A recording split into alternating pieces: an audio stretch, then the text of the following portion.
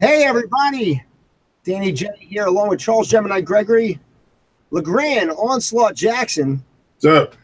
There's LeGrand. And featuring former NWA, WCW, WWF superstar, Ricky Santana. Ricky, thank you for joining us on the show today. Yeah. Morning. It's a pleasure to be here and be invited to do a little reminiscing. Oh, it's fantastic. It's fantastic. So we appreciate your time. Well, this is season 4. Just to give everybody caught up. Season 4, we're starting. This is our episode 1 of this. You can go to thatwaycoolwrestlingshow.com.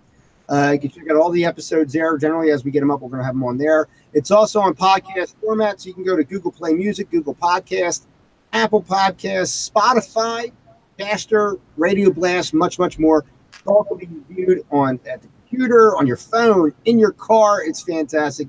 Check it out. It's That Way Cool Wrestling Show. Go to DJB Productions on YouTube. Subscribe. Trying to get their subscriptions up, so go ahead and do that as well. And check out all the greatness that is That Way Cool Wrestling Show. Once again, we are live. This is our first live episode. So that's going to be kind of fun. We're going to see what happens here. It's probably going to have a lot of crap. I'm sure. You know. But and I wouldn't start this better off than with someone like Ricky Santana. Ricky, all of us here, we're students of the game. We all wrestled, but I started watching wrestling in the early '80s, based on my age, and the same thing with Charles and LeGrand and all. And I remember watching you in Early '80s. I was wrestling in '90. Yeah. Go ahead. I wasn't. I'm filming you. Yeah, that's true. So I remember watching you in Jim Crockett Promotions. That's where I got to see a lot of Southern wrestling.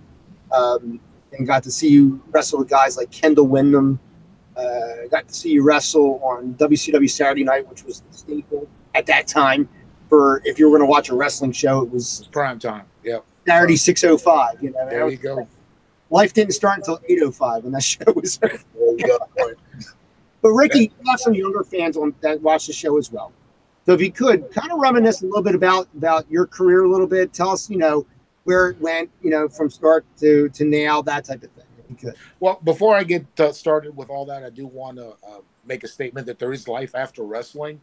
Everybody knows it's in the Florida area that myself and King Haku, most respected man in the business, is working. We're in the automotive industry. We work for a great organization. We work for the Moss Family Automotive Group here in the Tampa area. So if you're looking for a vehicle, check us out. I guaranteed if you got a complaint, you got to go see Haku because he's in charge of the complaint department. So yeah, I don't advise anybody having too many complaints.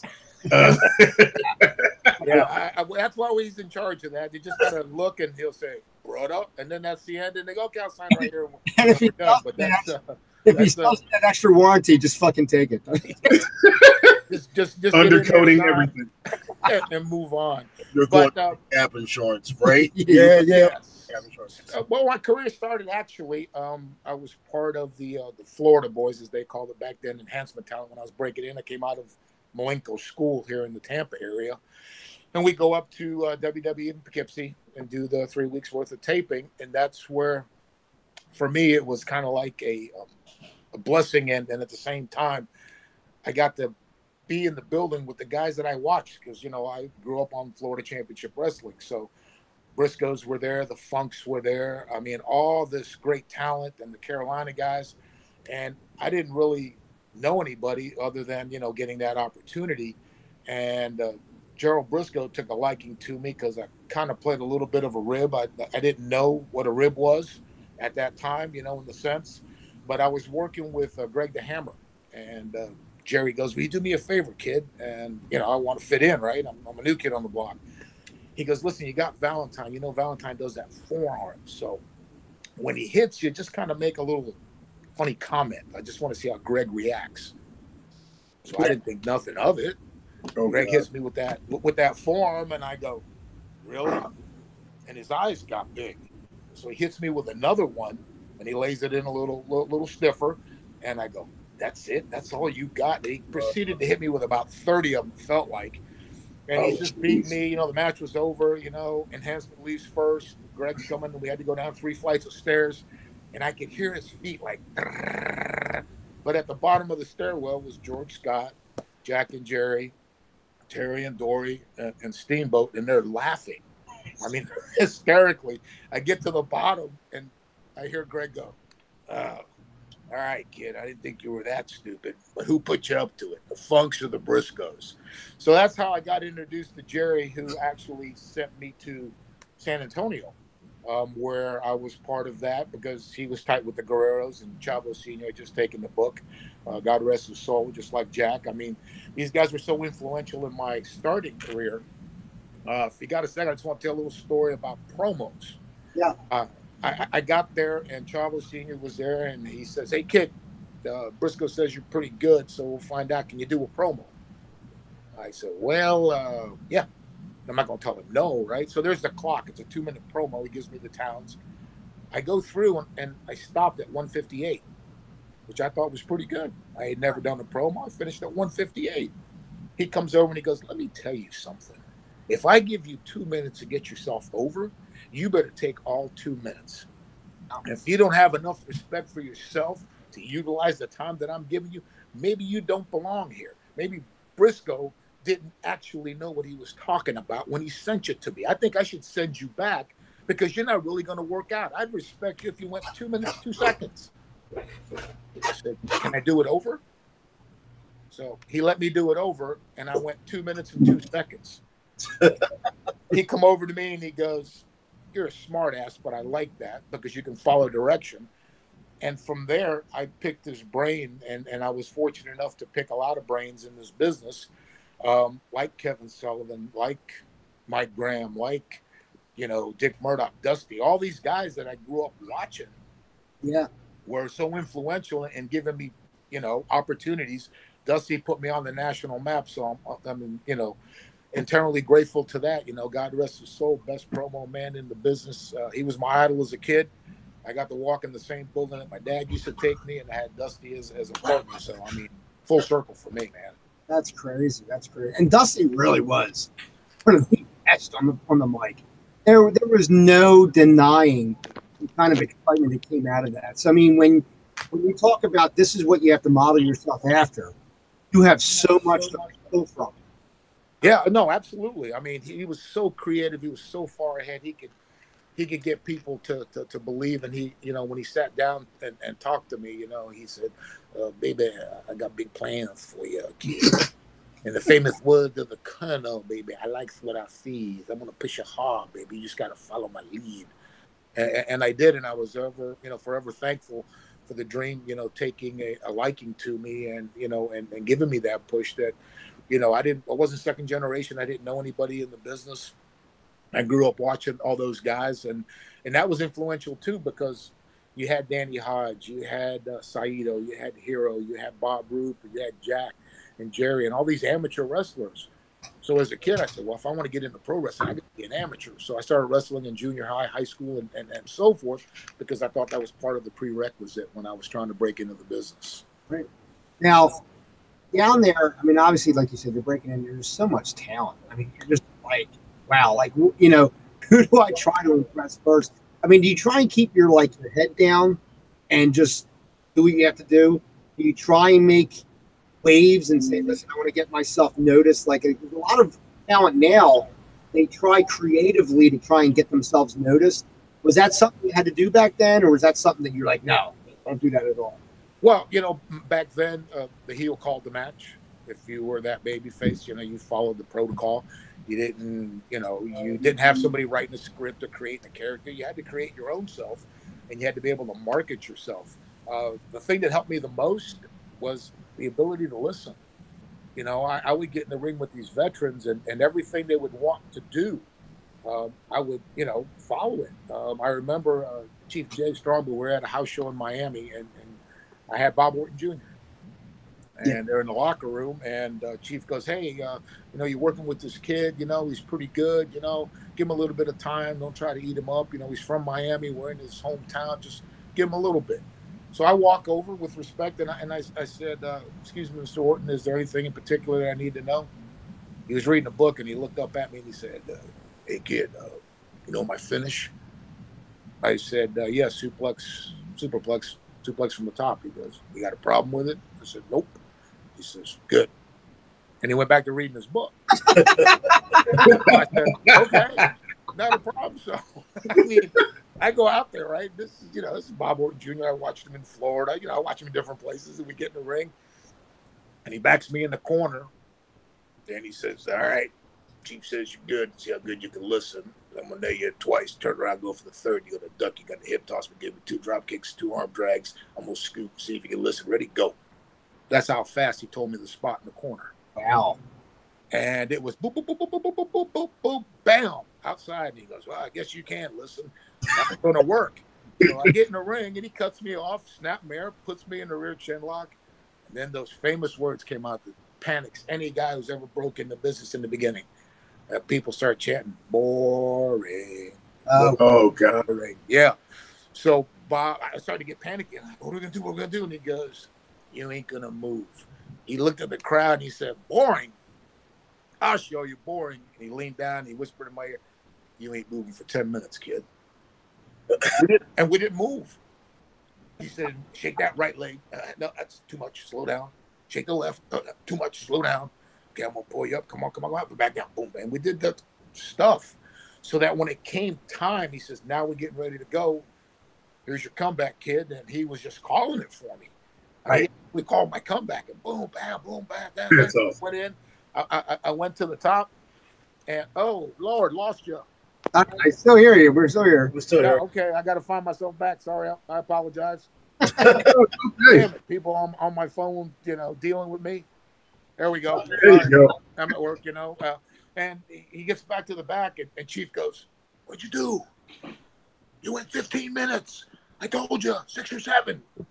Bob looked at him and said, "I thought you wanted me to give the kids some work." And then Chief, did his walked out, and then Bob put it over in the locker. He said, "Hey, if you ever work with the kid on the road, hey, he can listen. Be good to him." But what I liked about Bob Orton Jr. is that no matter where I see him, he still calls me kid. So I saw him at the CAC, and he goes, "Hey, kid, how's it going, kid?" And he was in the automotive industry till he just retired about 1.5 years ago. So I guess that's where all wrestlers go to when they're done. Magnum TA owns a car dealership. Yeah, I mean, whatchamacallit's in it too. The Patriot, he's in the Carolinas. In the Carolinas, yeah. Yeah, so I mean, I learned from those guys like that, and I could probably have 1,000,001 stories. I remember in Chicago, Tully's in there and he's calling a spot and he wanted to flip me over, and he says, "Yeah, I'm going to flip you over in that Mexican move." And I go, "Well, Tully, I ain't Mexican." He says, "You are now," and he flipped me, and I landed on my feet. Like, boom, boom, boom, boom. So those are the kind of things that I was in there with those veterans, like the Tullys, like the Arn Andersons, like the Dick Murdochs, doing 20 minutes for the world title with Rotundo. I mean, those are the kind of things that I think are missing from the business nowadays, because there was territories and you could go learn your craft and you could move on and get better and better and move. I worked in San Antonio. I worked for Don Owens. Mm-hmm. I worked in the Carolinas. I worked in Puerto Rico. Working those territories exposed me to a lot of things of psychology and knowledge in the business. We were trained different. We were trained to work, but make it believe it's a shoot. Nowadays, it's a high spot festive. And I think that kind of shortens your career, because you're just leaving yourself open for a lot more injuries than you need to. So, I mean, spots are great, but there's a psychology to it. There's an opening spot. There's a go home spot. There's a hope spot. There's a heat spot. Do they do that? Who's a babyface? Who's a heel anymore? It's kind of hard to distinguish who truly has heat. Well, we had that discussion on one of our shows. We call them spot movie. Everything's a spot. Everything's a spot. And I remember doing the shows. We were trained by Larry Sharp. Okay. Go set the ring up, do the show, break the ring down, and clean up. And then he look at you and goes, "Yeah, you want to cook?"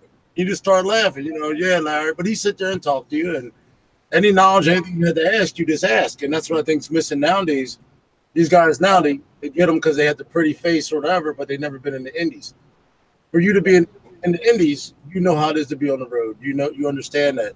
I remember going to shows 5 hours for $20, you know. And nowadays, I think some of these guys get that glorified feeling like they're, you know, superstars. But to me, yeah, you're a superstar, but you're not. And you know what? I'm Getting back to the spots too. When you see these spots, and sometimes you see some amazing acrobatic work. Yeah, but there's there's 10 finishers in one match. But it's 10 finishers in one match. There's something that goes like on for literally, it seems like forever, but it's like 5 minutes or whatever the case is. And it looks great, but it looks staged. It looks like a dance because you know that guy knows what this guy's trying to do, that type of thing. I was watching, for the hell of it, it was like last weekend. I threw on Starcade 87 or 88, I think, something like that. And it was Bobby Eaton versus Nikita Koloff for the TV title. Okay. And what a great match. And anybody, like my daughter came in and she watches wrestling with me and stuff like that. My God, this is so boring. This is so boring. And I'm like, but this is what wrestling was. Like, he's wearing him down. Like, there was, you know, like Bobby had Nikita in a headlock and he was wearing him down and wearing him down. I'm like, this is the part of the match where, you know, we're waiting for, the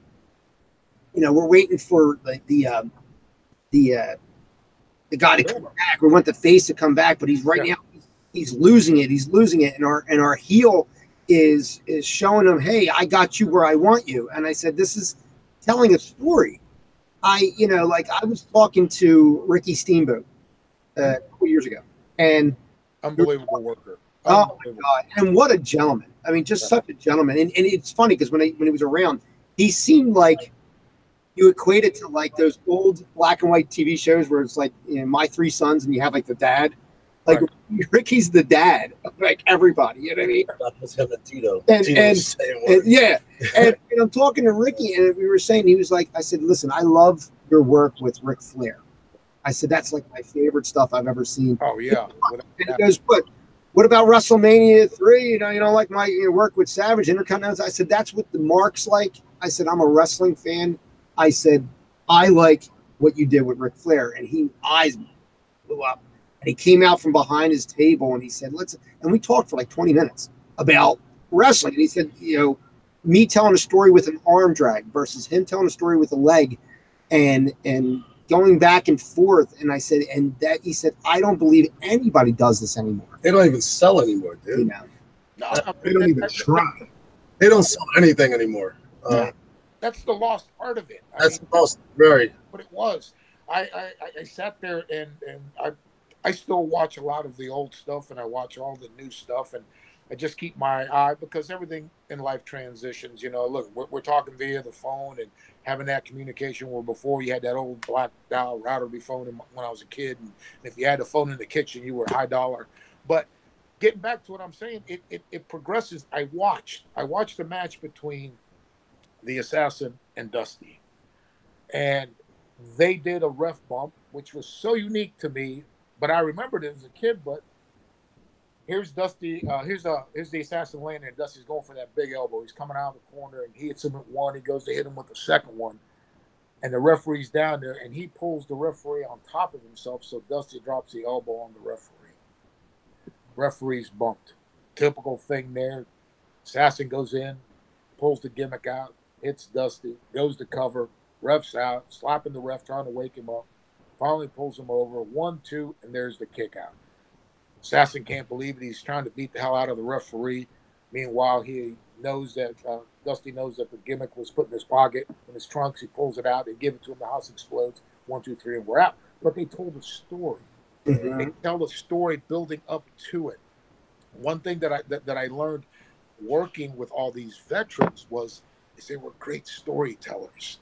They were in the ring to make sure that everybody knew that I was the baby face and that I was that, that up and coming guy, giving them hopes. And if it wasn't for that one move or whatever the case may be, I think nowadays they have transitioned into what the fans want. But I always taught that you control what the fans see and what they buy and what they don't buy. That's what Larry said. Yeah. I watched a match between Angle and Benoit, and it looked like a legitimate shoot, but they were working it so well that the people didn't know what to deal with. you know, instead of a high spot fest. Because once they mess up the one high spot, then you get the deer in the headlights, and then what do you got? I understand it's the nature of the business, and I understand that's what they're looking for, and that's what they groom. And I always tell guys that I train, you know, you got to be the red dress in the room full of blue dresses. You got to have something that stands out, because everybody's got a great body. Everybody has, you know, the ability to do a gazillion spots, and some of them are fantastic. I couldn't do them. I'll be quite honest, you know, and I thought I was pretty agile, but not compared to some of the stuff they do nowadays. And realistically, I don't know if I'd want to do some of the stuff that they do to be able to go as long as I did. A flying headbutt was off the top rope. That was my high spot. That was it. Let me tell you something.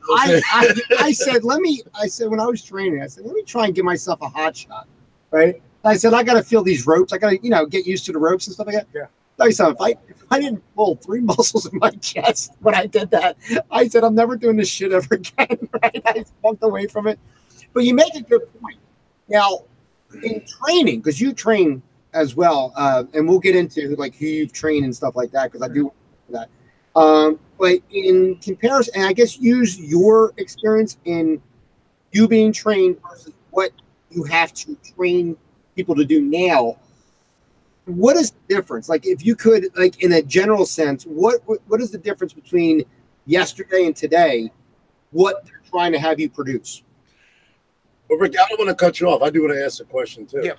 Do you still train the old school and this new school? Because I've actually done shows with veterans. Like, I was in there, you know, I did the Tito's, I did those guys.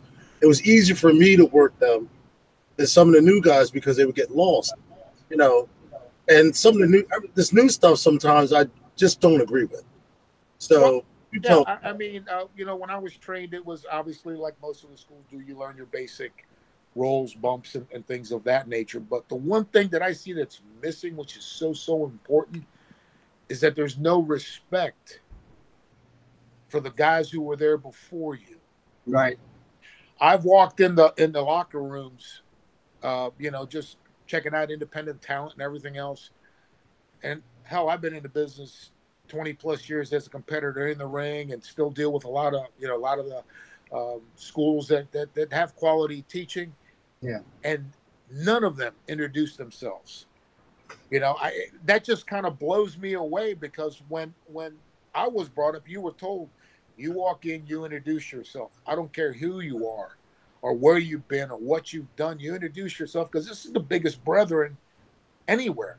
I mean, I could see you mentioned Bobby Eaton. I couldn't see Bobby Eaton for 10 years and walk up and it'd be like, I just saw him last night and we worked. Right. Because of that camaraderie that we had in there, because we were on the road together. That baloney blowout where we were starving and then we were making money and then we were making big money, and then, you know, you left the territory and you went somewhere else and then you meet them down the road again. I think that is gone. Some of the schools that are run by the old school guys still train respect. You come, you're early, you got your bag, you say hello, you introduce yourself. I do a lot with Alpha the Wild Simone with his WXW training facility in Mineola, and we call him Pops. And Pops is a strong believer on respect. Don't forget where you came from, because those people that you meet and help along the way, you might need them again on the way back down. He's still in that incredibly hard ring. Yeah, well, the hardest ring I ever had to train anybody in, the hardest one, was in Mexico City when I was training Lita. There was nothing. It sat on the floor.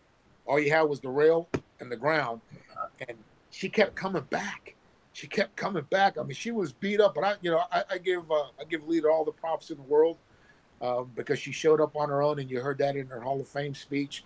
And she was in there, and she says, I want to be trained. She came, you know, saw us at the hotel where the boys stayed at. And I said, okay, be at Arena Mexico tomorrow morning at 10 a.m. And then come back tomorrow, and come back tomorrow, and come back tomorrow, and come back. And she kept coming back. So my hat's off to her for that, because she truly wanted it. And I think if you're not really have a love for the business, then you're not probably going to be able to respect the business. If it's just a job, then that's a whole different scenario. You know, I mean, I take up on the new shows, and you see some of the old guys, you know, they walk up, hey, Charles, well, you know, Gemini, that was the name I used. And some of these new guys, they walk around all cocky, and I'm sitting there like, this is a work, this is a gimmick. Right, because if it was a shoot, 90% of the guys wouldn't be in the business. Yeah, this right here is your family. So how can you act like you're better? Yeah.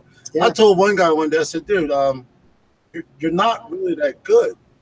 And he looked at me. I said, the guy you with, he's the jobber, the so-called jobber to you. He's making you look good because you're not. Yeah. He didn't like what I said, but I'm sitting there I was trying to explain it to him, but he didn't want to listen. Like, work on your craft. And I was never a superstar, but I held my own. I did 18. No, absolutely. I mean, there's every part of the business is together. But Terry Funk told me a long time ago, when I was, getting started and getting up, he said, "Hey, Sonny, when you start to believe the hype, then it's time to get out, because you see, it's all just hype, and you only got so many bumps in you. Don't waste them." Amen. That in the play. That in the play, man. Amen. You know what? You saying that to me is understandable. You say that to some of the guys nowadays, they'll look at you like deer in the headlights. Like, what is that supposed to be? Right. And it's a shame. It really is a shame. And you know what? I think a lot of it has to do with who's training who and who's going to stick to their core values of what this business is. I was personally trained by this man here, but more so by LeGrand. LeGrand's been very quiet in the thing. I see him over there. Yeah, I see him over there. LeGrand's just kind of sitting back. He's not a big talker. He's not. We have to. Here's the thing. I'm trying to allow the gentleman to get all his thoughts and information out, because normally when we have these discussions, Dan runs on a tangent. Mark is in the sky somewhere. Thank God he's not here, because we wouldn't get a word in edgewise, because he would mention everything that you've ever done from the time you were born to yesterday. Yeah. His muscle name is Smart Mark. That's what it really is. He's a statistician. And just so you know, Frankie Frizzo is actually here. He just is trying to park. He's been parking for 20 minutes. For 20 minutes. But he'll be Frankie Frizzo's filling in for me, Mark Lindsay, in just a second. But the thing is, and if we could, let's touch on some of the people you have trained. Oh yeah. Because you have some good names. You have some really good names that you're involved with. And I kind of, and Ricky and I know each other, acquaintance, through online stuff like that. He's a very, very courteous man. And I do appreciate that highly. And we have this camaraderie with the wrestling. And when he was telling me some of the people he trained, and I'm like thinking, I used to actually film some of the people that he's trained, and where they're at now. So we're in a great scenario. And I think Frankie Frizzo just joined us. Thanks for for showing up on time. I appreciate that, Frank. You said no, Ricky. He's the pretty boy in the group. That's so pretty pretty boy. bad. That's But, Ricky, if you could please go over some of the people that you were involved in the training with. Well, from actual inside the ring, obviously Lita, all the Colognes, from Carly to Eddie to Orlando, they were all part of that. I took different guys at different periods of times that I gave them psychology in the business, because they actually rode in a car with me, and I happened to be in the office at those times, booking. It's called creative nowadays, but it's the same thing. Val Venus, Big Vito. These are the kind of guys that I took under my wing for knowledge purposes. Down. Brad Anderson was the Jeans kid. He came out there, Strongbows kid in the Northwest. I helped them go through. King Curtis's son, Rocky Iokea. These are the guys that I mentored and tried to get the knowledge that I had learned from all the veterans, and seeing that. Because I truly believe, and I still believe to this day, that you have to pass it on. And I think I'm so grateful, because all the guys that passed it on to me over the years, I'm not an ungrateful person. So you have to give back. You just can't take and take and take and take and take, because I learned from everybody in the business. And I was fortunate enough to be in an era where you could learn from people. I learned about what it was to have true heat when I was a heel in San Antonio, working with a young 18-year-old Shawn Michaels and Paul Diamond, because I had Gene Kaninsky come in, because his son Nick was in the territory, and he taught us about psychology and making every move mean something. I think that sometimes when you try to do that as a veteran, sometimes they just look at you and go, man, you're just a bitter old guy from the old school. And, that ain't working no more and this, that, and the other. I'm sorry, but if you're in there and Finley throws a punch, people believe it. Or if you get some guy that you don't know throw a punch and he slaps his arm 38 times, you go, oh, I caught that. I mean, it's different. And I used to watch him in AWA years ago. And let me ask you this. When you get someone who comes from that kind of lineage, right, in comparison to someone just breaking in, their first generation, is there a larger expectation? Or are you going into it and say, well, he's going to be like anybody else. We'll see what happens. What's the deal with that? With second generations, is that what you're...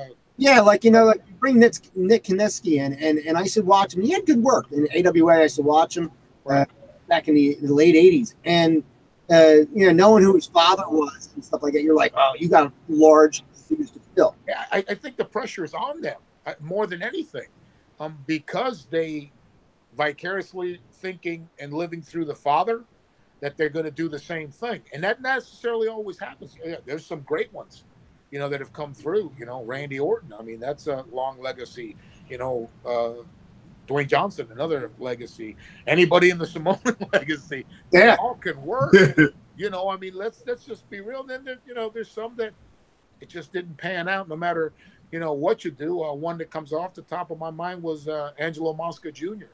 He was in the Carolinas, into Florida, and his dad drew money, but he didn't. So, I mean, it does happen, just because, dad wasn't a great worker and a great draw doesn't necessarily mean that the fruit's going to fall right next to the tree.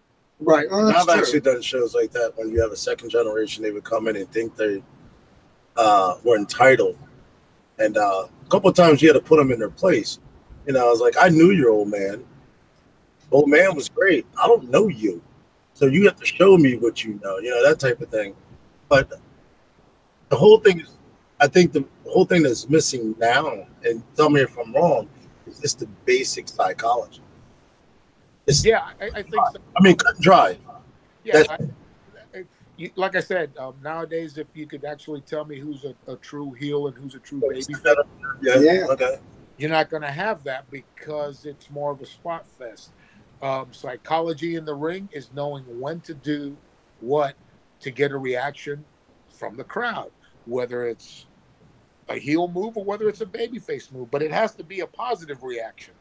It can't be one of those, if you're in Philly and you mess up the spot, they're brutal. Oh, they got, Boston, they're brutal.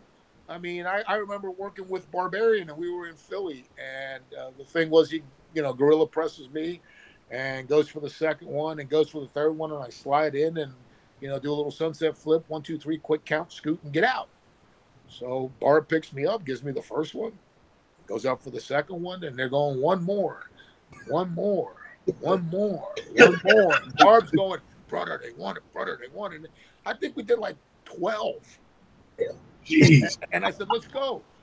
So he gives me on number 13, the unlucky one, right? So it gives me an out if I ever do a promo, right? So I slide down, I put it in there, 1, 2, 3.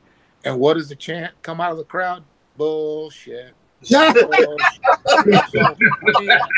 okay, what do you want me to say? I mean, okay, yeah, I know he shouldn't have gave me 12. Well, maybe it would have been a better pop at 2, but psychology is so important. And knowing your character is so important.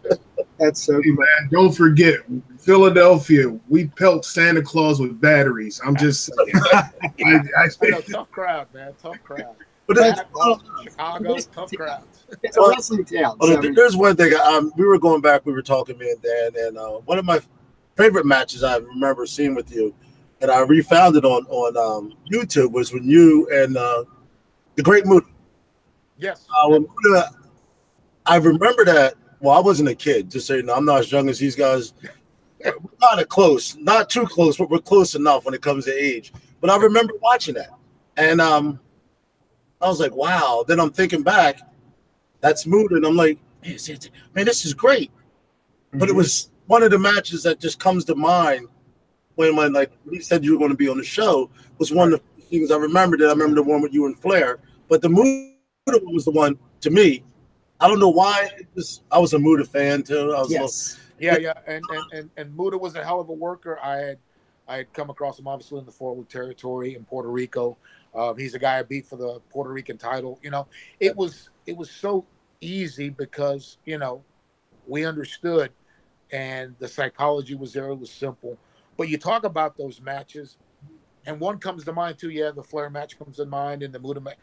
But the one I had with Terry Funk, where it was just a bunch of beat down, slop, you know, a kick-ass type of match. People go, wow, that was great. And I said, you know what was so great about it? We called everything in the ring. Yeah. It was Terry. Terry says, just follow my lead, Sonny. I'll get you to the end. And it was. I mean, it was. He gave back and forth. He gave me. He sold. I sold for him. You know, he did all that. And I think from today's standpoint, if it's not all laid out high spot wise, they really don't know how to go through. And that old adage of working with a broomstick is long gone. You know why? And I'm going to quote Malay Osaka on this one, because the broomstick doesn't move and the broomstick listens to where you lay him down at. So you follow that flow and you can work with it. We have an individual right now chatting in. His name's Ron Starr. Me and Ron go way back. And I remember getting to a show and got there late. You know, we didn't know who we were working. And they're working Ron. And we're getting changed. We're like, well, you got to go on like a minute. We're like, so, you know, tying my boots, which that was the longest point for me, was tying my boots, just so you know. And they're like, you got your match? And we're like, yeah, we got the finish. That's all you need. As I said, yeah, we know the finish. That's all you need. And they're still looking at us. And I'm like, don't worry about it. Yeah. So in about 10 minutes, came out, and they're like, you guys didn't talk about that? I said, yeah, when we were in the ring. But Ron had been around 15 years. I'm in like 14, 15 years. And I'm like, that was that's the thing I see now. Yeah. I'm going to shows and I watch guys in the corner for an hour talk about a match. And I'm like, I couldn't remember that if you paid me $1 million. Right. They got an hour match and they got a 4-minute window. Yeah. It makes it tough. But the match with Flair, that was all called in the ring. Yeah. Single thing other than the finish that they told me. And here's, like you say, you show up at the building, right? I showed up for TV. And Sullivan comes over and he says, you're working with Flair. You're doing 5 out of 6 segments. Here's the finish. I said, okay. You know, I'm thinking, okay, I'm working with Flair, right? And he goes in, and then here comes Nate through the door, and Kevin being Kevin. Hey, Nate, kid says you can't blow him up. Flair looked at me like, did you say that? Oh, God. I said, man, I ain't said a word, man. I'm just happy to be in there, you know. He said, no, what are you doing now? Why are you backing up, Santana? Come on, tell him. Look, you said you were going to blow him up. You're going to step on his tongue, and you're going to put a sandwich on his back and starve him to death. And I'm looking at Kevin, because Kevin was living with me at that time in Charlotte. I'm like, Kevin. And Flair comes up and he goes, really? I hope you got your windpipes ready, kid. And it was a boom, boom, boom, boom. But it was what, you know, and then we get to the back and he comes over and he was, you know, it was ecstatic for me because, you know, I got to work and I listened and we pulled it off. But he comes over and he just says to me, you really said that I couldn't blow you up? I said, Nature, with all due respect, even if you had blown me up, I would never have let you know that, man. I was determined. I don't care if my tongue's dragging and it's in the locker room. I ain't quitting, man. You got to have to drag me out of the ring. But, you know, it was one of those kind of things that you say, damn, you know, conditioning. Because, you know, Flair was a monster at that. He could go an hour every night, 30 nights, you know, in a month. But unbelievable. That's crazy. That sounds like Ricky Morton when he goes, oh, I'll slow down for you, big guy. Because I was coming in like 370. Yeah. I kind of took offense because I can go. You know, we're going, and we get to the back. He goes, I didn't know you could move like that. I said, yeah, me either. Looked at me. I walk outside. I'm like, yo, I'm about to throw up. That's all I remember saying. But he was like, I didn't think you could move like that, dude. I was blown, but I wasn't gonna let him see me. You know? Exactly. Never let him see. Never let him see you. Never let him see. Never. Most I ever got, when I used to wrestle, we used to wrestle each other a lot, and I was working Charles here, and me and Charles go back 25 years. easy. And he would just go up to my kids and say, "Hey, it's Uncle Charles." They go up and say hi, and I'm gonna give me a minute. I gotta go beat up your daddy real quick. And then that's what would happen, and it would just be like these random shots to the back, to the front, but it's one of those things where I never had a beating feel so good in my life than other than being in this business, because I said it's the most amazing feeling in the world. And you just make it look real. Somebody tell you, it's this. When we train with Larry Sharp, it was all on enunciation of things you did. Mm-hmm. Your movements, you enunciate your movements. You know, you sell your movements. You sell everything. Yeah. So even like if a smaller guy, if he punches me, you sell it, but you show your reaction. Nowadays, like, it's not you register. Like if you send me into the corner, and then you're going to come in and do a charge, and then I put my foot up, right? And maybe I put my foot up to your chest or your face. The sell is now it's like, oh, let me bounce back for a couple seconds and then come back in. If I got hit in the chest, I would be coughing, maybe spitting a little bit. Like nobody like actually sells. Like when I used to get clothesline, I literally used to try and take the clothesline rather than duck out of it, because I'm like, I want it to look good. And I used to get hung up on people's arms. Ricky, I'll tell you a story. Larry Sharp went down, and we're over there training at Larry's, and I'm in the ring. I'm pretty big. So I'm throwing the clothesline. I'm kind of pulling them.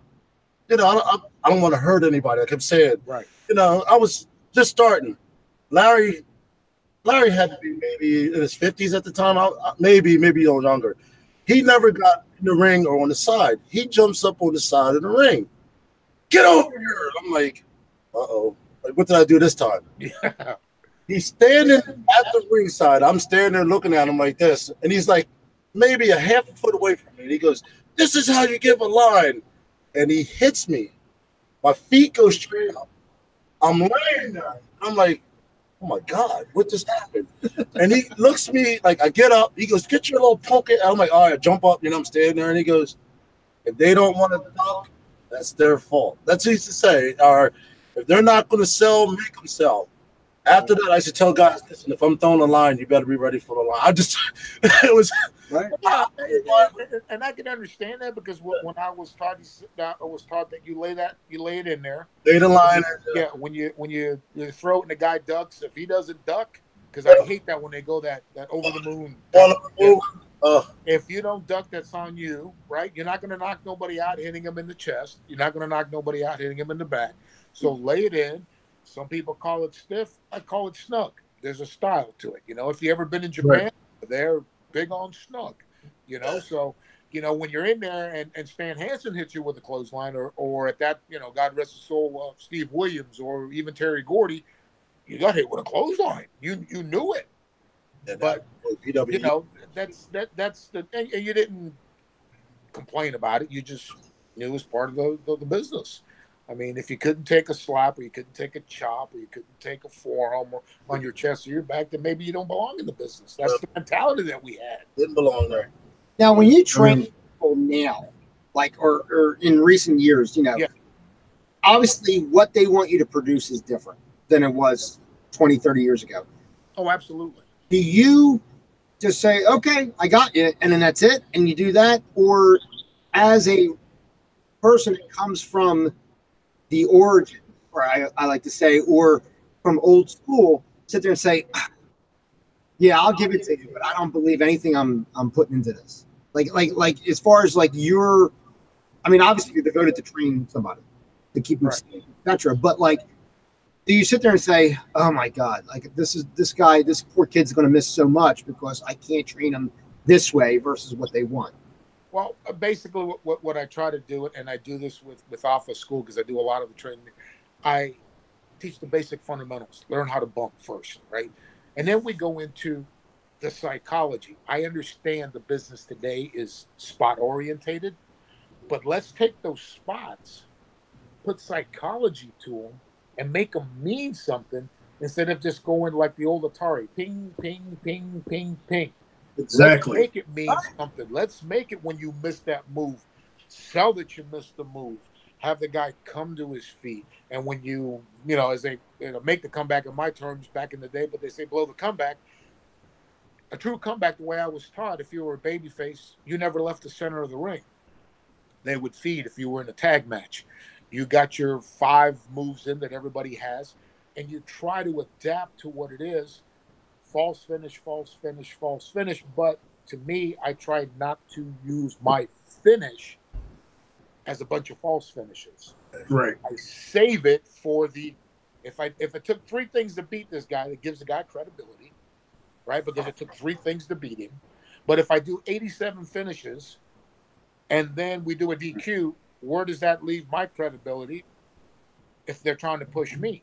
So you have to adapt psychology no matter what the philosophy is of spots, no spots, high spot, low spot, whatever it may be. You still have to incorporate it. And that's what I try to teach them, the psychology of why you do things. Why go clothesline, clothesline, clothesline, and then take a backdrop and stand up for another clothesline? Yeah. Okay? Why It's not like we've always take the been backdrop, saying. sell the backdrop, feet up slow, and let them clock you with one clothesline where it knocks your head off, and then the 1, 2, and 3/4. And then they go, but they don't. They just feed. It's like we've been saying a lot of times, a lot of the things, like the main ingredient that's missing from pro wrestling is wrestling. And I hate to say it, but right. You're like the epitome of what we've been saying. You're saying how the psychology comes in, how you selling the moves, how you're letting everything has to register to everybody. And that's what gets the matches over. That's what gets the characters over. And that's why sitting here right now with you, listening to everything you're saying is fantastic. I'm in silence right now because I'm loving this, because you're preaching the sermon that I love to hear, you know? Right. And the guy next to him, Ricky, the guy next to him, Ricky, might be a mute. Yeah, so I feel like I'm back in the training session. Shaking his head the whole time. It's time. You're showing up late. You're not saying anything. I'm back in class again. I feel like I'm back at Bundy school. You know, I'm just keeping my mouth shut and my ears open. You know what I mean? I'm listening to some great knowledge. We know you're a penned out worker. You're used to sitting on your ass and not doing anything. But come on, buddy. You can get it. Help out a little bit here, buddy. I am. I was about to come in and ask him a question. I'm about to ask Ricky a question. We're Cannon Entertainment Studios. Just want to break in real quick. Give a shout out to Cannon, who hosts us here every week for every month. Okay. I'm sorry. Getting your obligatory plug so we can get his question out. He's like chomping at the bit. Okay, let him go. Let him fly. Cut him loose. Okay, Ricky. You see how the business is today with all the spot monkeys, but you see how, though, Triple H is trying to renew this whole rivalry with The Undertaker. Are they trying to reintroduce old school psychology by having these Triple H versus The Undertaker, or now having this tag team match? Are they trying to bring back old school and trying to reintroduce old school psychology, or you just think old school psychology, old school is just totally out the window and they're just in the hammer lane it's just going to get worse from here? Like, how do you see where do you see the business going now? Is it going to go back to old school with Triple H and Undertaker doing these matches, or is it's just so far out the window? Because like you were saying earlier, like I've been watching, like you say, you could do 20 hurricanrans, all that, and then end up with a super punch, and it's like, really, that's how you end the match? But you tell me, where do you think the business is going? Well, I think the business always evolves in different times and different eras. Speaking with WWE, the Attitude Era is different that it is the way it is now in the PG-13 era and everything else. But I think everybody, no matter what it is, no matter what you're looking at, likes nostalgia to a certain degree. Right. That's why we have people in the Hall of Fame, whether it's wrestling, whether it's boxing, whether it's football, whether it's baseball, and they bring these people back out and people remember, those type of things. But you got to remember this, and this is how I see it. And I was having this conversation with Haku. If I was in the locker room in this day and era, and I saw them bringing back old school wrestling, I'd ask myself one question. Number one, what am I missing? Because I'm not being featured in what I should be doing, because this is what I've dedicated my life to. And second, if I have the ability to go out there and pick their brain, I'm going to. because they have been down the road. They've seen the ups and downs. They've been on the places. They've been everywhere. And that was the key that helped me grow, because I was exposed to those guys.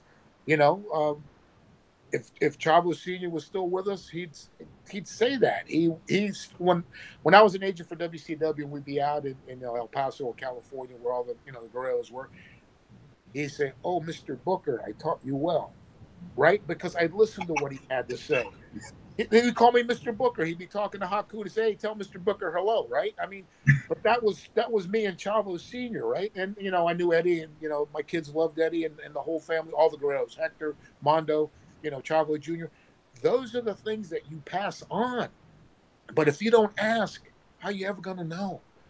Right. Sometimes guys are so caught, like you said, they're so caught up in themselves that they forget that this is a work. Right. Right. We're entertaining people.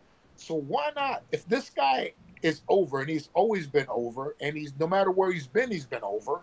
And that's what it was when, in my day back in the territories. You think I didn't pick Jerry Briscoe's brain? You think I didn't pick Dory Funk's brain?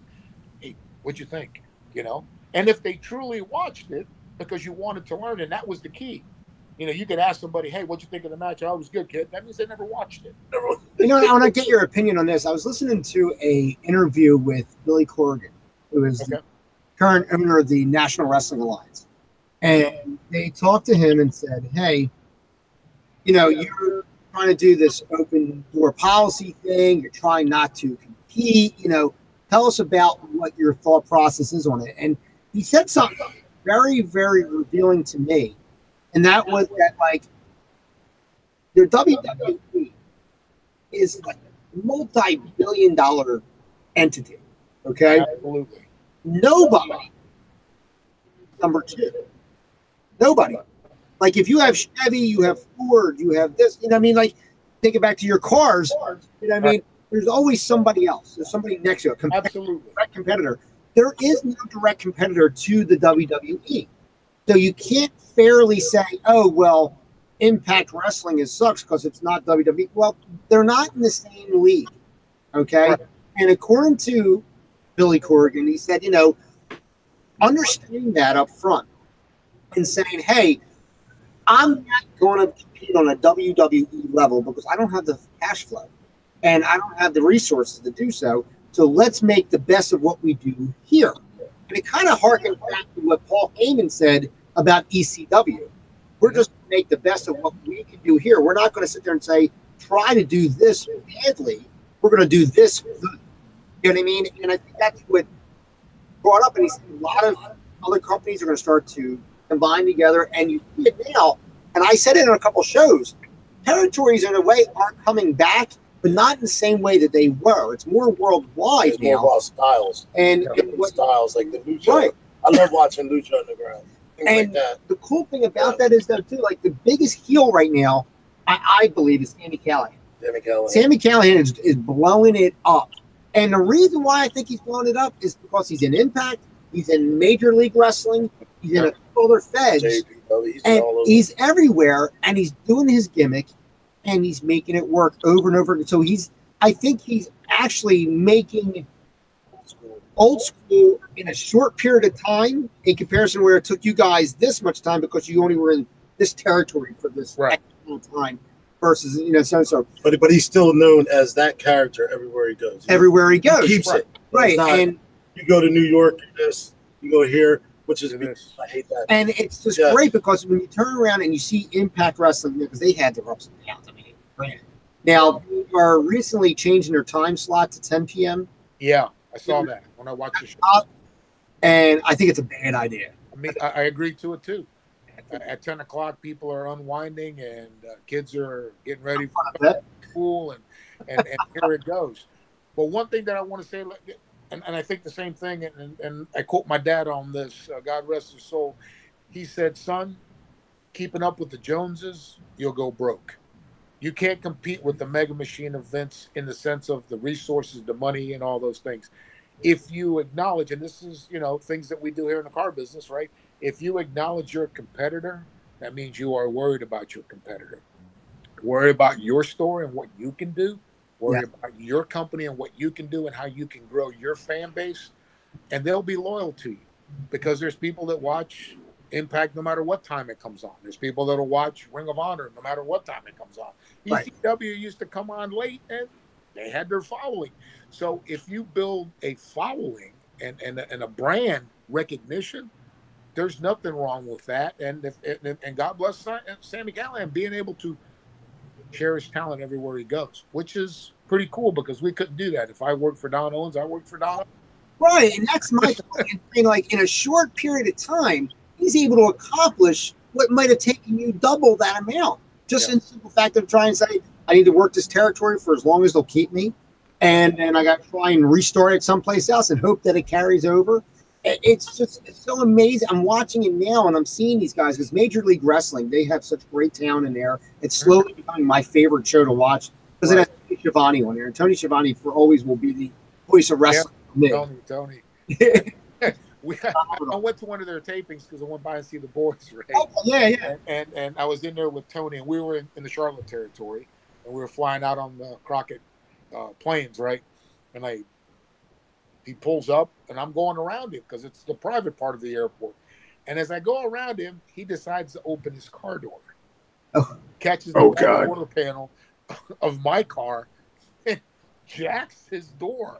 I mean, because he opened it as I was going by him, he didn't see me. He still tells me to this day, he says, I think I paid for that IROC Z 38 times by opening the door. And that was the introduction to hello that I hadn't seen Tony since obviously the WCW days and everything else. But, it was pretty funny. But, I saw, obviously Colonel Parker was there and he can still cut, promos like no other, man. And, I've been around a long time, and when you can sit there and watch a guy cut a promo and he can still cut it, hats off to him, baby. That's all started. And you know what? They're putting out such a great product. It's an hour long, and it's very reminiscent of Worldwide Wrestling. Yes, it is. It's an hour-long show. And I just love that because it's just like interview, and that's it. The other one I want to make a quick comment on is Ring Warriors. Ring Warriors doing old. They have what's his name? Resnick, Mark Resnick, who's an old WWE guy, doing his interviews, and he's doing it classic Gene Okerlund, like bring the guy in, blah blah blah. They're talking, okay, and the guy talks off, and then he brings in the other guy, and I'm like, this is old school personified. Sure that's not also the budget they have. Oh, sure, it's the budget they have. It's the budget they have. Yeah, exactly. But it draws interest because something different will always draw interest.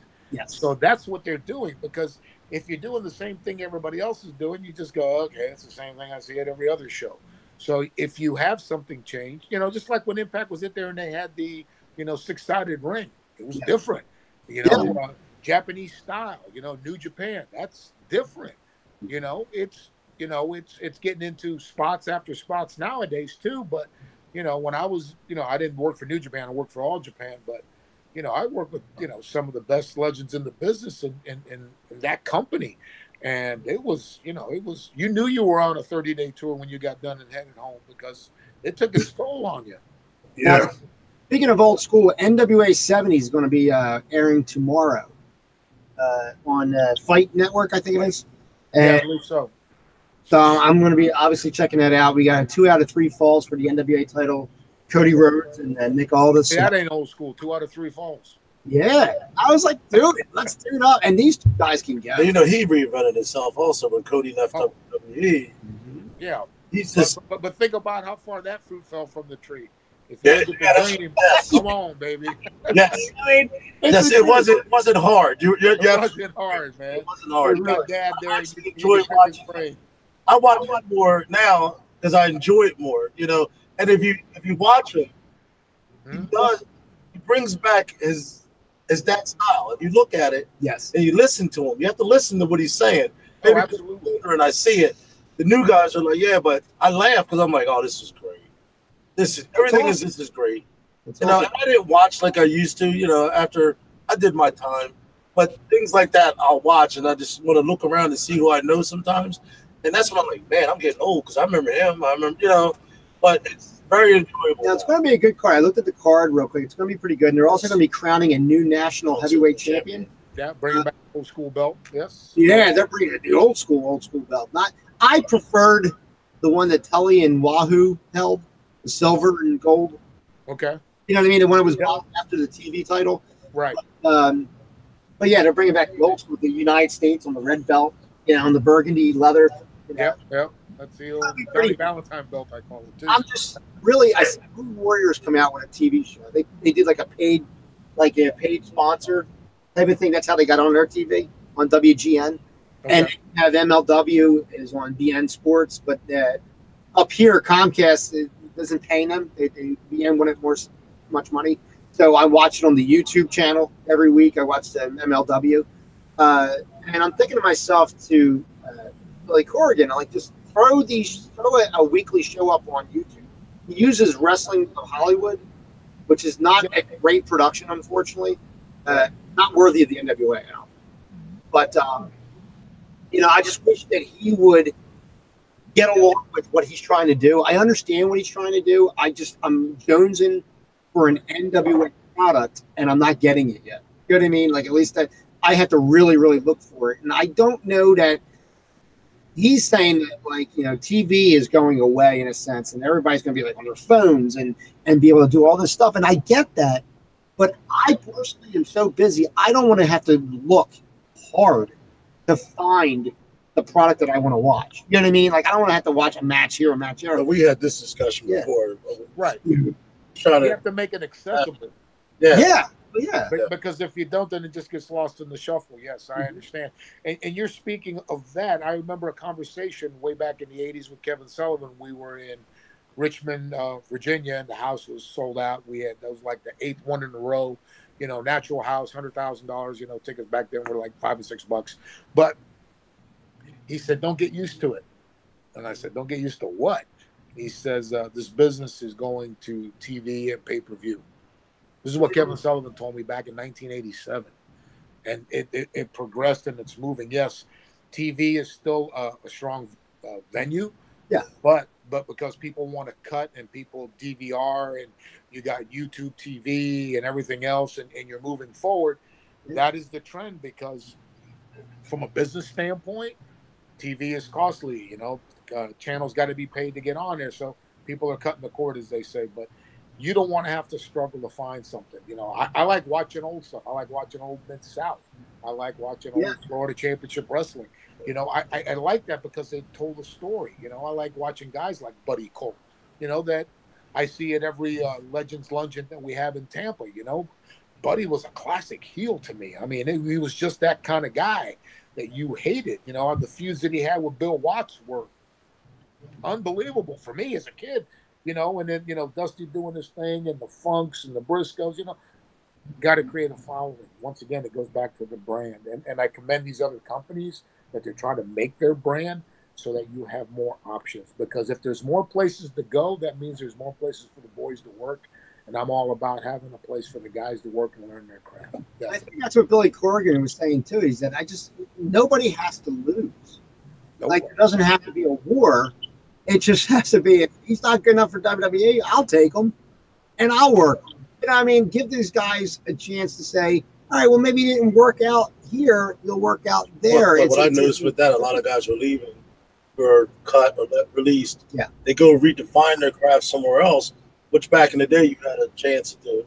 Mm-hmm. And then they bring them back up. Yeah. But even like we were talking the one day, WWE now, all the workers to me that they're using, that they're getting the push, the AJ Styles been around, Samoa Joe, those guys we used to do shows with. These guys been around forever. Yeah. And when you watch, you can tell the difference between them and one of their products. I just want to say the word product that they trained in their, you know, their center or whatever. But there's a huge difference when you watch the work. And what are your feelings on that? Do you think them bringing those guys in was for a reason? That they were bringing these like AJ Styles, Smojos, these guys in, or they just finally got smart enough to understand these guys are good for business? Well, you know, because of the talent pool, yes, you have to look out there, and I think they finally came to that conclusion, in my opinion. At WCW, when I was part of that creative team, I was in charge of the cruiserweights. That was my segment. Oh, nice. I had all of them, and I remember, you know, AJ coming down there. You know, he did the shooting star press out to the floor, you know, in a dark match. But that was Billy Kidman's thing. So you know how that works. Like you're trying to get a spot and you're doing somebody else's finishing move. Sometimes guys take that personal. You know? So, but you know, he had the talent there. You know, I was fortunate enough that the guys that were in that division, Rey Mysterio's, you know, the Shane Helms, all those guys that were there, you know, were able to work and add to what they were trying to do.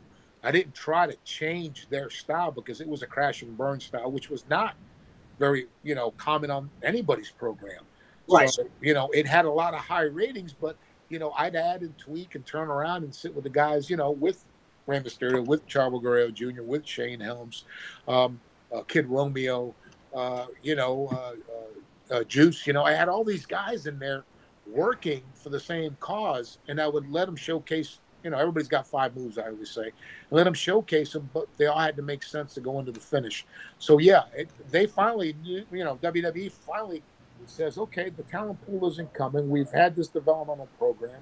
We're not really producing since the last crop that were out there, because when I was there, the crop that we had, and I'll just throw some names at you: John Cena, Randy Orton, Batista, Brock Lesnar, Umaga. These were the core that was coming out, and really that graduating class was so strong. It's like football, you know, when you draft that great quarterback class, and you had Kelly and you had all these guys going out, you know, Elway, all going in the same draft. You have to find it, and if you want your product and your brand to grow, you have to go outside. So that's what they did. Mm-hmm. So I commend them for them, and it's good for the boys because now they get a chance to showcase them on a bigger scale. You know, it's like playing AAA ball all your life, and all of a sudden you get called up to the dance. And now you're playing for the Yankees, you know, biggest media, biggest everything, and you get to showcase. So if you're that type of talent and you can pull it off, and they have, more power to you, man. I'm happy for them. Anytime the boys can get a good payday and have somewhere to work, I'm all for it, man. I'm not bitter. I don't hate it. I ain't one of those old school guys that no, that's not me. I just try to say, hey, you know, the boys are the boys, and they'll always be the boys. Now, I do have a question. If I come to Florida and go to buy me a vehicle, do I get a work discount? Well, yeah, I'm just you laugh, but for the while, Samoa's bought a car here. His daughter's bought a car here. His wife has bought a car here. They get the pro wrestling discount. I'm down there. Look, I'm coming down that area in March. Well, I'll be like, look, you said. Yeah, no, hey, you can hold me to it. And then if we start to bicker and discuss too much, I say, wait a minute, hold on a second. I'm going to get the complaint department. All right, gotcha. No, not the complaint department, please. Whatever you do. And I say, brother, this is what we got, and this is what we're going to do. What do you think, brother? I think you should sign, brother. I said, thank you very much, and here's your car. Funny story about Haku. It was WCW. It was WCW time, and they were in Philly, and we had met. You know, they were at Champs Saloon at the airport, right? And so we happened to meet up in there. It was like karaoke night, and like Billy Kidman singing karaoke. It was like really like surreal to see all this happening at this time. And we're at the bar, and we start talking with Fit Finley, okay? And Fit Finley was a travel companion with Haku at the time, at least for that show or those set of shows or whatever. Right. And so we're talking with them. We're having this good time, blah, blah, blah, we're drinking. And Fit says that he was brought somewhere to go eat, and he'd never been to an American diner, okay? So he said, oh, well, you know, you're down here. We should take you to the Melrose. That's where you got to take you down in Philly. So, and in all honesty, you know, later on, you should really go to the Oregon Diner, but we took him to the. We said, "Oh, you should go to the Melrose." So he says to Haku, "Hey, have you ever been to a diner?" And he's like, and Haku said, "Are we eating?" Right. So he said, they want to take us to this diner. You know, okay. You know, he's like, "I'm hungry. We'll go eat." So Haku and Fit Finley got in with us, and we went to the Melrose Diner, right? And we're sitting there, and I think that night it was a Nitro. And It had did the job for Goldberg at that time. So we're sitting there, and I'm sitting next to Fit Finley, and we're eating and talking, whatever. And we're at the like, you know how they have like a bar at the diner sometimes where you can sit at the counter, right? And the counter was like a U, so you can see people cross from you, that type of thing. Right. And Ricky, just so you know, Dan will talk you to death. I'll talk you to death on this now. So he goes, so this We got 40 minutes left in the show. He said, "You're great. You know, Goldberg sucks, blah, blah, blah." And I said, I lean over and I said, "You realize if I brought Goldberg here, he would be saying that you suck." He goes, "Oh," because I know. But like, we kept them out until about 5 a.m. Right? And they had to catch a plane at 6:30. So we dropped them off. The sun's coming up. We dropped them off at the hotel. They stumbled, and they weren't drunk or anything like that. But it was just funny because we had Haku, and Haku I didn't really get to talk to because he was eating. I'm coming to eat. He can eat. He's the king of the buffet. I can tell you that. I don't know if he'll remember this story or not because it was a lot. I'll check with him. I'll give validity on that story. But it was two cars. It was in our car, and he was in our buddy's cars because we went. There was about 10 of us or whatever. So there was two cars, and then we went to the Melrose Diner, and it was just a funny thing. He was so nice. It was him and Fit. Oh, he is. He's a sweetheart, man. I've known Haku for 20 plus years, almost 30, since 84, I believe it was. Nice. And I've seen his kids grown, and we trained his kids on a Sunday down at the Dudley School in Kissimmee. We were down there, we were getting them together and putting them, and they've done Dad proud.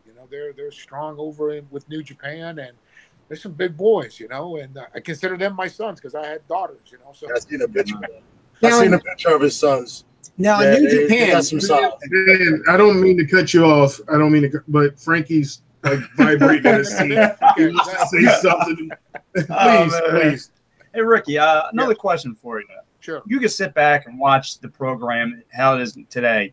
Like when I was wrestling with these guys, it was a good locker room. Everybody got along. Nobody was superstar. No egos. Because if you really had an ego, you would get thrown out the door. So when you're sitting back, can you sit there and go, man, look, it's an ego world. Look at these young cats. Their heads are just too big right now. They shouldn't be like this. Where can the locker room go back to being a nice? I just feel like everyone's heads are just too blown up right now, and they could just, I don't know, be too much superstars. Like it's all about them instead of being like a good environment of locker room. Well, back in my day, you had to get along with the brethren because you were with them and you were married to them. I mean, we had 2 days off a year, Christmas Eve, New Year's Eve, but then you'd be on the road traveling because you worked the Christmas show and New Year's Eve show. So that family became your family on the road, and you were there with them 7 days a week, and you would come back and you'd pick them up. And I think that made it a closer knit group.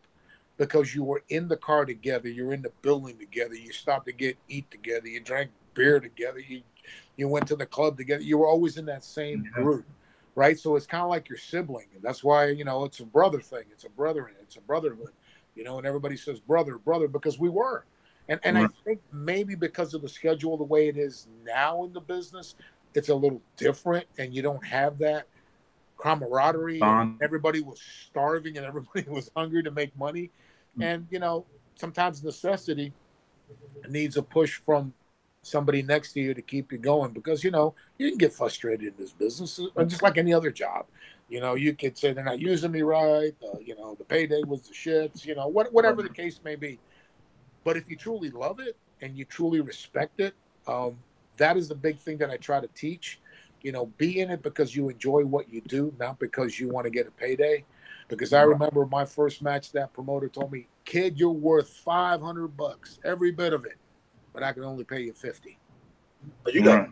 So that opening line in the movie The Wrestler, where he's going, "Yeah, the house was a little weak, maybe next time I'll take care of you. I'll give you an extra booking." It related because that's how the business was back then. Yeah.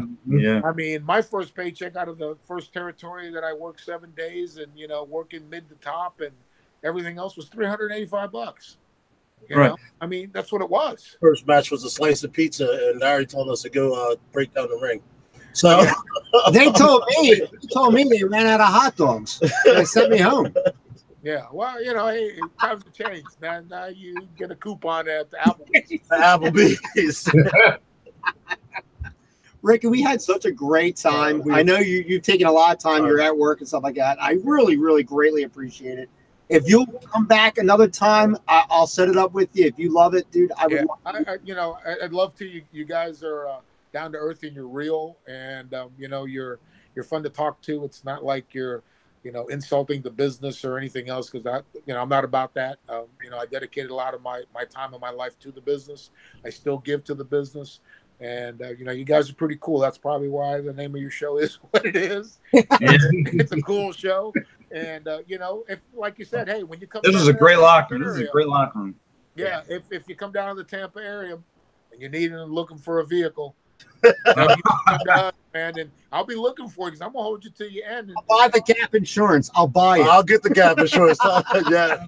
Undercoating, whatever you got, I'll take it. No problem. Coming from the so remember that Moss Family Auto Group. That's us, man. You know, we're down here in the Tampa area where a lot of the boys are. You know, we still see them and everything else. As a matter of fact, even Mr. Laurinaitis' daughter's be getting a car from me here next month. So. Oh, nice. That's a 2-for-1 punch. You get great wrestling knowledge and great car knowledge too, huh? There you go. You get a double booking. As a group here, we really, really appreciate your time. You giving us time to talk, helping us promote the show, and like anything we can do, you know, you let us know. If anything we can help, you know, whatever. We know people in Florida. I'll send them your way. Yeah, I know people. Yeah, send them our way. I got the right hookup over here. Thank you so much, Ricky Santana. Thank you very much. Thank you, guys. For everybody here, make sure you go to thatwaycoolwrestlingshow.com. You check out everything inside there. We're on Facebook as well.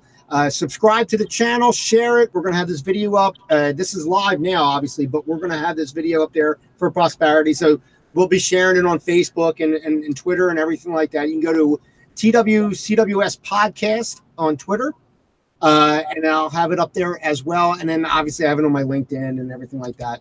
So for Charles Gemini Gregory, LeGrand Onslaught Jackson, Frankie Frizzo, who came in late. As always. Sorry. Better late than never. We'll set no superstar. We'll set up and watch the cars for you for free. Some of the bitches superstar on And for the awesome Ricky Santana, my name is Danny J. Until next time, we'll see you at the matches. Goodbye, everybody.